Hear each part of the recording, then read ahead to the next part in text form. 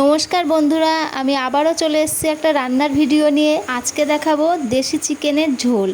তো অনেক তো কষাকষি খাওয়া হলো, এবার আজকে ঝোলই খাওয়া যাক। তো কি কি লাগছে দেখানো যাক। প্রথমেই তো দেশি চিকেন নিয়ে নিয়েছি, তারপর পেঁয়াজ, আলু, টমেটো বানিয়ে নিয়েছি।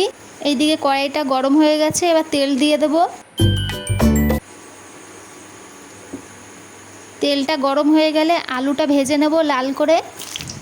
তো আলুটাও দিয়ে দিলাম। এবার হলুদ দেবো আর লবণ দেবো, দিয়ে আলুটা ভেজে নেবো লাল লাল করে।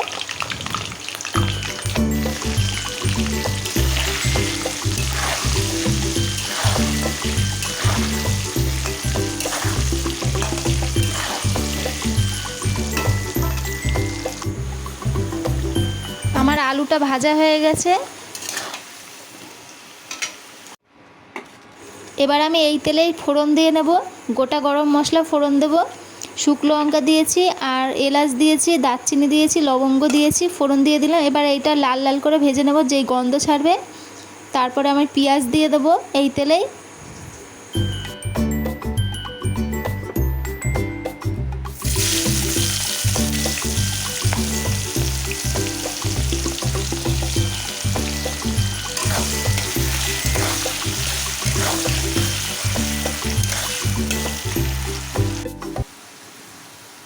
আমার পেঁয়াজটা লাল করে ভাজা হয়ে গেছে। এর মধ্যে আমি মশলা দিয়ে দেবো। তো কি কি মশলা দিচ্ছি তোমাদেরকে বলছি, আমার দেখানোটা হয়নি।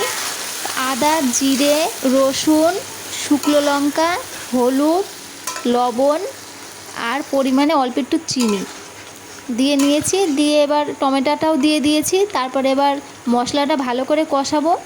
যত মশলাটা কষাবো তত মাংসর স্বাদটা দ্বিগুণ হয়ে যাবে।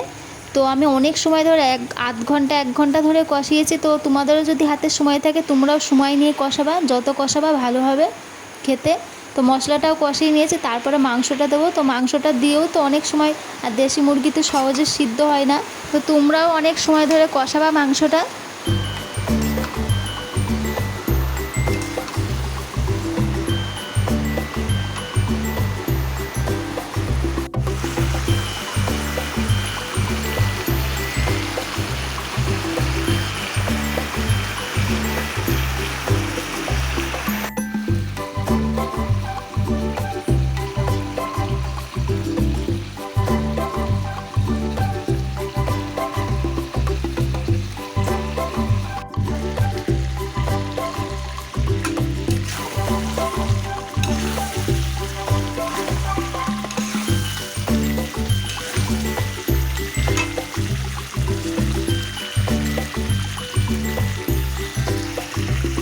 এবার মাংসটা কষানো হয়ে গেছে, এবার আলুটা দিয়ে দেবো।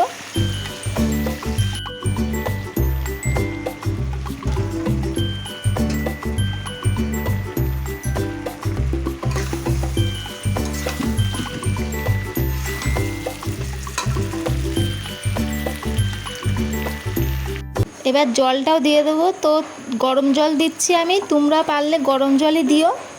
আর আমি জলটা একটু বেশিই দিচ্ছি, কেননা আমি তো ঝোল করব। তো যত ফুটাবা তত ঝোলটাও স্বাদ হবে, সেই কারণে আমি জলটা বেশি দিয়ে দিলাম। ফুটবে, অনেক সময় ফুটবে, তারপরে ঝোলটাও খুব টেস্টি হবে খেতে।